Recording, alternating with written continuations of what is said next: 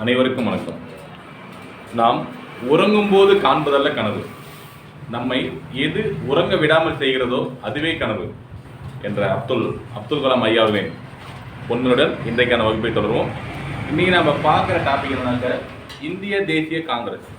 நமக்கு நல்லா தெரியும், இன்றைக்கான சூழ்நிலையில் ஒரு அரசியல் கட்சியாக மிக சிறப்பாக செயல்பட்டு கொண்டிருக்கிற ஒரு கட்சி இயக்கம் தான் இந்த இந்திய தேசிய காங்கிரஸ் இயக்கம். ஆனால் அது தோற்றுவிக்கப்பட்டது எதுக்காக அப்படின்னாக்க நம்ம இந்தியாவுடைய விடுதலைக்காக. நம்ம இந்திய தேசிய இயக்கம் பார்த்துருப்போம். இந்திய தேசிய இயக்கம் கிட்டத்தட்ட 1700-600 வாக்கில் வெள்ளக்காரர்கள் நம்ம இந்தியாவை கொஞ்சம் கொஞ்சமாக பிடிக்க ஆரம்பிச்சிருந்தாலும் இந்த இந்திய தேசிய இயக்கம் முக்கியத்துவம் பெற ஆரம்பிச்சது பார்த்தீங்கன்னாக்க இந்த காங்கிரஸ் அப்படிங்கிற அந்த இயக்கம் தோற்றுவித்த பிறகுதான், அதாவது 1885ஆம் ஆண்டு முதல் இந்தியா விடுதலை பெறும் வரைக்கும் இந்திய தேசிய இயக்கம் ரொம்ப சிறப்பாக செயல்பட்டிருக்கும். அந்த இந்திய தேசிய இயக்கத்தின் ஒரு பகுதியாக தொடங்கப்பட்டது தான் இந்திய தேசிய இயக்கத்தின் உயிர் நடையாக செயல்பட்டது தான் நம்ம இந்திய தேசிய காங்கிரஸ் இயக்கம். சரிங்களா? இந்திய தேசிய காங்கிரஸ் எதுக்காக தோற்றுவிக்கப்பட்டது நோக்கம் என்ன அப்படின்னு சொல்லி பார்த்தோம்னாக்க, நம்ம இந்திய தேசிய காங்கிரஸ் இயக்கம் தோற்றுவிக்கப்படுவதற்கு முன்னாடி பல சங்கங்கள், இயக்கங்கள், அமைப்புகள், சபைகள் அப்படின்ட்டு நிறைய தோற்றுவிச்சிருப்பாங்க. சென்னை வாசிகள் சங்கம், சுதேசி சங்கம், சுதேசி நாவாய் சங்கம், இது போன்ற சங்கங்களுக்காக சொல்கிறேன், நிறைய சங்கங்கள் தோற்றுவிச்சிருப்பாங்க. அப்போ சங்கங்கள் அமைத்து சங்கங்கள் மூலயமாக ஆங்கில அதிகாரிகள்கிட்ட, பிரிட்டிஷ் கவர்மெண்ட்டை போய் நம்ம ஒரு கோரிக்கை வைக்கிறப்ப அவங்க ஒரு பொருட்டாவே எடுத்துக்கல. ஏன்னா ஒரு சங்கத்தை அதிகபட்சம் எவ்வளோ இருப்பாங்க? ஒரு 100 பேர், 200, 500, ஒரு 1000 பேர் வச்சுங்க. சங்கம் என்பது அவ்வளோதான். அப்போ நம்மளுடைய சங்கங்கள் மூலமாக நம்ம கொடுக்குற அந்த வலியுறுத்தல் வெள்ளைக்காரங்களுக்கு போதுமானதாக இல்லை அப்படின்னு சொல்லி நம்ம இந்திய தலைவர் முடிவெடுக்கிறாங்க. அப்போ நமக்கென்று ஒரு அரசியல் கட்சி தேவை. அந்த அரசியல் கட்சி மூலமாக நம்ம பிரிட்டிஷ் கவர்மெண்ட்டை கோரிக்கை வைக்கும் பொழுது கண்டிப்பாக அவங்க செவி சாய்த்து நம்மளை கருத்தில் கேட்பாங்க அப்படின்னு முடிவெடுக்கிறாங்க. இதனால ஒரு கட்சி, அரசியல் ரீதியான ஒரு இயக்கம் தொடங்குவது என்று முடிவெடுக்கப்படுகிறது. அப்போ பிரிட்டிஷ் கவர்மெண்ட்டை போய் கேட்குறாங்க, நாங்கள் ஒரு அரசியல் இயக்கம் தோற்றுவிக்கிறோன்னு சொல்லிட்டு நம்ம தலைவர்கள். அப்போ பிரிட்டிஷ் கவர்மெண்ட் கொடுப்பாங்களா? கொடுக்கல. ஏன்? நம்ம ஆரம்பிக்கிற கட்சியாரு பிரிட்டிஷ் கவர்மெண்ட்டுக்கு எதிராக தான் ஆரம்பிக்கிறோம். அப்போ இதனால் என்ன பண்ணல, பிரிட்டிஷ் கவர்மெண்ட் இந்த அரசியல் ரீதியான ஒரு கட்சி தொடங்குவதற்கு அனுமதி கொடுக்கல. அப்போ என்ன பண்ணலாம் அப்படின்னு நினைக்கிறப்ப தான் நம்ம வரலாற்றில், இந்திய தேசிய இயக்கத்தோடைய வரலாற்றில் நிறைய ஆங்கிலேயர்கள்லாம் பார்த்துருப்போம். இப்போ எக்ஸாம்பிள் பென்னிக்விக் அப்படின்னு ஒரு டேம் ஒரு இன்ஜினியர் கட்டிருப்பார். சரிங்களா? ஸோ இப்போ அவர்லாம் பார்த்து நம்ம நன்மை செஞ்சுருக்காரு. அதே போல் ஆங்கில அதிகாரிகள் நிறைய பேர் இருந்தாலும் அவங்களையும் சில நல்ல அதிகாரிகள் இருந்திருக்காங்க. நம்ம இந்திய மக்களுடைய நன்மையை செய்த நிறைய ஆங்கிலேய அதிகாரிகள் நம்ம ஊரில் ஒர்க் பண்ணியிருக்காங்க, பணியாற்றிருக்காங்க. அப்படி ஒர்க் பண்ண ஒரு நபர் தான் AO Hume, Allan Octavian Hume அப்படிங்கிற ஒரு ஐசிஎஸ் அதிகாரி. சரிங்களா? அவர் இந்தியாவில் பணியாற்றிட்டு ரிட்டையர்மெண்ட் ஆகிட்டு இங்கிலாந்துக்கு போயிருப்பார். அப்போ நம்ம இந்திய தலைவர் என்ன பண்ணுறாங்க, அவரை போய் மீட் பண்ணுறாங்க. ஓகேங்களா? இந்த அரசியல் கட்சி தொடங்குவதற்கான அந்த விஷயங்களை பற்றி அவர்கிட்ட டிஸ்கஸ் பண்ணுறாங்க. அப்போ அவர் என்ன சொல்கிறாரு, ஓகே நீங்கள் சொல்வதும் கரெக்டு தான், உங்களுக்கு விடுதலை கிடைக்கணும், உங்களுடைய கோரிக்கை நிறைவேற்றப்படணும் அப்படின்னா நீங்கள் தொழுகின்ற மாதிரி ஒரு அரசியல் இயக்கம் தான் தோற்றுவிக்கப்படணும் அப்படிங்கிறாங்க. அதே போல் நீங்கள் கேட்டால் எங்கள் பிரிட்டிஷ் கவர்மெண்ட் உங்களுக்கு அனுமதி தராது, அதனால் நான் என்னுடைய பெயரில் ஒரு அரசியல் இயக்கத்தை தோற்றுவிக்கிறேன். சரிங்களா? அந்த இயக்கத்தை நான் அப்படியே உங்கள்கிட்ட தந்துடுறேன், நீங்கள் தொடர்ந்து நடத்திக்கிங்க, என்னுடைய பேரில் அங்கீகாரம் வாங்கிக்கிறேன், என்னுடைய பேரில் நான் பதிவு செஞ்சுக்கிறேன், பட் நீங்கள் தொடர்ந்து நடத்துங்க அப்படின்னு சொல்லிட்டு ஆலன் ஆக்டேவியன் ஹியூம் அவருடைய சிந்தனையின் பேரில் தான் இந்த இயக்கம் தோற்றுவிக்கப்படுகிறது. சரிங்களா? இந்திய தேசிய காங்கிரஸ் இயக்கம் எவ்வாறு தோற்றுவிக்கப்படுறது கருத்து சொல்லிட்டோம். அப்படி பாருங்க, இந்திய தேசிய காங்கிரஸ் தோற்றுவிச்சது யாரு? Allan Octavian Hume, AO Hume அப்படின்னு சொல்லுவாங்க. இவர் யாராக ஒரு ரிட்டையர்டு ஐசிஎஸ் அதிகாரி. அது என்ன ஐசிஎஸ்? இப்போ நம்ம ஊரில் ஐஏஎஸ் அதிகாரின்னு சொல்கிற மாதிரி ஐசிஎஸ், இந்தியன் சிவில் சர்வீஸ். சரிங்களா? அப்போ பழைய பேர் Indian civil service, British government இருக்கிறப்ப நம்ம ஆஃப்டர் இண்டிபெண்டன்ஸ் நம்ம ஐசிஎஸ்ங்கிறது ஐஏஎஸ்னு மாற்றிக்கிட்டோம். அப்படிப்பட்ட ஓய்வு பெற்ற ஒரு அதிகாரி தான் இவர் தான் தோற்றுவிக்கிறாரு. அப்போ வினாக்கள் கேட்டிருக்காங்க, இந்திய தேசிய காங்கிரஸின் தந்தை என்று அழைக்கப்படுவர் யார் அப்படின்னு கேட்டிருக்காங்க. யார்? ஏஓ ஹியூம் தான். ஓகேங்களா? அப்போ இவர் என்ன பண்ணுறாருன்னா, இந்தியாவில் நாம் ஒரு கருத்தை மக்கள்கிட்ட கொண்டு போய் சேர்க்கணும் அப்படின்னாக்க யார் மூலமே சேர்க்க முடியும்? படித்த இளைஞர்கள். படித்தவங்க நம்ம ஒரு கருத்து சொன்னால் அதை ஈஸியாக மக்கள்கிட்ட கொண்டு போய் சேர்க்க முடியும். அப்படிங்கிறதுனால படித்த இளைஞர்கள்லாம் ஒட்டுக்காக வாங்க, என்னிட்ட வாங்க, என் பின்னாடி வாங்க, நாம் எல்லாரும் சேர்ந்து மக்களுக்கு தேவையான மக்கள் நல பணிகளை மேற்கொள்வோம் அப்படின்னு சொல்லி சொல்றாரு. யார் சொல்றாங்க? ஆலன் ஆக்டேவியன் சொல்றாரு. அப்போ இவரோட அழைப்பை கேட்டு சில இளைஞர்கள், படித்த இளைஞர்கள் என்ன பண்றாங்க, இவரை பின்தொடர ஆரம்பிக்கிறாங்க. அப்போ இவங்கெல்லாம் ஒட்டுக்காக சேர்றாங்க. எங்க சேர்றாங்க? பம்பாயில கோகுல்தாஸ் தேஜ்பால் அப்படிங்கிற ஒரு சமஸ்கிருத கல்லூரி இருக்கு. இந்த கல்லூரியில் தான் நம்ம இந்திய தேசிய காங்கிரஸ் இயக்கம் தோற்றுவிக்கப்பட்ட இடம். அதாவது முதல் கூட்டம் அங்கதான் நடக்குது. பல மாதிரி கேட்பாங்க, ஞாபகம் வச்சுங்க. இந்திய தேசிய காங்கிரஸ் முதல் கூட்டம் நடைபெற்ற இடம் இது. முதல் கூட்டம் பம்பாயில எங்க? கோகுல்தாஸ் தேஜ்பால் சமஸ்கிருத கல்லூரியில் கூட்டுது. சரிங்களா? அப்ப நாடு முழுக்க இருக்கிற படித்திலேருந்து அழைப்பு கொடுத்தாரு. ஆனா எவ்வளவு பேர் வந்து கலந்துக்கிட்டாங்கன்னா ரொம்ப சொற்பமானவங்க தான் கலந்துக்கிட்டாங்க. வெறும் 72 பேர் தான். ஏன்னா இவங்க பிரிட்டிஷ் கவர்மெண்ட் பயந்துக்கிறாங்க. ஏன்னா பிரிட்டிஷ் கவர்மெண்ட்டுக்கு எதிராக நம்ம ஒரு இயக்கம் ஆரம்பிக்கிறோம், அந்த இயக்கத்தோட கூட்டத்தில் நம்ம கலந்துக்கலாமா, கலந்துட்டா ஏதாவது பின்விளைவுகள் வருமா அப்படின்னு சில பேர் தயங்குறாங்க. சில பேர் இந்த தகவலை கிடைக்கப்படாமல் இருக்கிறாங்க. ஏன்னா இப்போ இருக்கிற மாதிரி அட்வான்ஸ் டெக்னாலஜி அப்போ கிடையாது. சரிங்களா? ஸோ அப்படி பல்வேறு காரணங்களும் நிறைய பேர் கலந்துக்க முடியல. 72 பேர் கலந்துக்கிறாங்க. சரிங்களா? அந்த 72 பேர்ல ஃப்ரம் சென்னை மாகாணம் மெட்ராஸ் பிரசிடென்சிலிருந்து கலந்துங்க 22 பேர். அப்போ மீதி 50 பேர் இந்தியா முழுக்க கலந்துக்கிட்டாங்கன்னா நம்ம சென்னை மாகாணத்துலேருந்து மட்டும் 22 பேர் கலந்துருக்காங்க. அப்பயும் நம்ம சென்னை மாகாணம் இந்த விடுதலை போராட்டத்தில் அவ்வளோ சிறப்பாக கலந்துருக்காங்க. சரிங்களா? அப்போ அவங்களாம் பிரேவ் 72ன்னு சொல்லுவாங்க. ஓகேங்களா? சரி, இப்போ இந்த முதல் கூட்டம்னாவே என்ன ஆகும்? அந்த கூட்டத்துக்கு யார் தலைமை தாங்கணும், அப்போதான் அந்த கூட்டம் சிறப்பாக நடைபெறும் இல்லைங்களா? அப்போ அந்த 72 பேர் வந்திருக்காங்க. இந்த கூட்டத்துக்கு யார் தலைமை தாங்குவது அப்படின்னு ஒரு விவாதம் வரப்ப WC பானர்ஜி தலைமை தாங்குறாரு. WC பானர்ஜி தலைமை தாங்கன்னு யாரு சொல்றாங்க?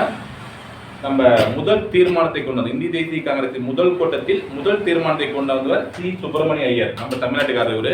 இவரு தான் முன்மொழிகிறாரு. என்னட்டு இங்க சபையில இந்த கூட்டத்தை தலைமையில் நடத்துவதற்கு WC பானர்ஜி பொருத்தமானவராக இருப்பாரு அப்படின்னு சொல்லிட்டு அவர் பேரை முன்மொழிகிறாரு. சரிங்களா? அப்ப இந்திய தேசிய காங்கிரஸ் முதல் கூட்டம் பம்பாய் கூட்டத்துக்கு யார் தலைமை தானாங்க? WC பானர்ஜி. இது ஃபுல் ஃபார்ம் உமேஷ் சந்திர பானர்ஜி அப்படிம்பாங்க. இவர் தான் தலைமை தாங்குறாரு. சரிங்களா? இந்த முதல் தீர்மானத்தை யார் கொண்டு வராங்க? சி சுப்பிரமணிய ஐயர் கொண்டு வராரு. ஓகேங்களா? அடுத்தது இரண்டாவது கூட்டம். இரண்டாவது எப்ப நடக்குது? 1886 கொல்கத்தாவில் நடக்குது. இதுக்கு தலைமை தாங்கர் அந்த ஏரியாவில் ரொம்ப புகழ்பெற்று விளங்கின தாதாபாய் நௌரோஜி. சரிங்களா? மூன்றாவது கூட்டம் 1887 நம்ம சென்னை மாவட்டத்தில் நடக்குது. சென்னையில் 1000 விளக்கு பகுதியில் இருக்கக்கூடிய மர்கிஸ் தோட்டம் அப்படிங்கிற ஒரு பகுதியில் தான் நம்ம சென்னையில் நடந்திருக்கும். அப்போ சென்னையில் நடந்த காங்கிரஸ் கூட்டத்திற்கு தலைமை தாங்கியாரு? பக்ருதீன் தியாப்ஜி. இந்த பக்ருதீன் தியாப்ஜிக்கு கொஸ்டின் கேட்பாங்க, இந்திய தேசிய காங்கிரசின் முதல் முஸ்லீம் தலைவர் யாருன்ட்டு. ஏன்னா இதுக்கு முன்னாடி நம்ம பார்த்தோம் உமேஷ் சந்திர பானர்ஜி, தாதாபாய் நௌரோஜி நம்ம இந்தியர், பக்ருதீன் தியாப்ஜி முஸ்லீம். சரிங்களா? அப்போ இந்திய தேசிய காங்கிரசின் கூட்டத்தில் தலைவராக தலைமை பொறுப்பளித்த முதல் முஸ்லீம் யாருன்னு கேட்டால் பக்ருதீன் தியாப்ஜி. ஓகேங்களா? அதே போல் நான்காவது கூட்டம் 1888ஆம் ஆண்டு அலகாபாத்தில் நடந்திருக்கும். இதுக்கு தலைமை தாங்கியவர் சார் ஜூலே. இதே கொஸ்டின் பலமுறை கேட்டிருக்காங்க. என்னட்டாக்க இந்திய தேசிய காங்கிரசின் ஆண்டு கூட்டத்திற்கு முதலாக தலைமை தாங்கிய ஆங்கில அதிகாரி யாருன்னு கேட்டிருக்காங்க. யாரு? Sir Yule. சார் யூல் அல்லது யூலேன்னு சொல்லுவாங்க. சரிங்களா? ஸோ நல்லா பார்த்துங்க. இப்போ நம்ம இந்திய தேசிய காங்கிரஸுடைய தொடக்கம் பற்றி பார்த்தோம். ஒரு 4 ஆண்டு கூட்டங்கள் பார்த்தோம். சரிங்களா? இதன் பிறகு அவங்களுடைய கோரிக்கைகள் எப்படி இருக்குது அப்படிங்கிறத பார்க்க போகிறோம். அதே போல் இந்திய தேசிய காங்கிரஸ் தோற்றுவிக்கப்பட்டதப்ப 1885 டிசம்பர் மாதம் 28ஆம் தேதி தோற்றுவிக்கப்பட்டது. இதே ஆண்டு இதே தேதியில ஆண்டுதோறும் இதே தேதியில் நடத்த முடியாவிட்டாலும் ஆண்டுதோறும் டிசம்பர் மாதம் கடைசி வாரத்தில் இந்த காங்கிரஸ் கூட்டம் நடைபெற்றுக் கொண்டிருக்கிறது. சரிங்களா? சரி, அடுத்தது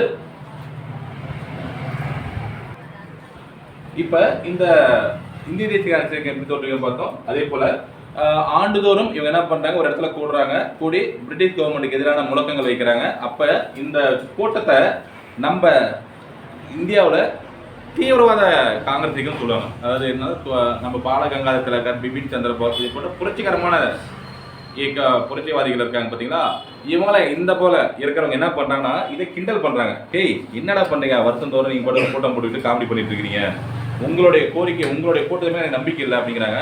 அப்ப அதை எப்படி வர்ணிக்கிறாங்க பாருங்க.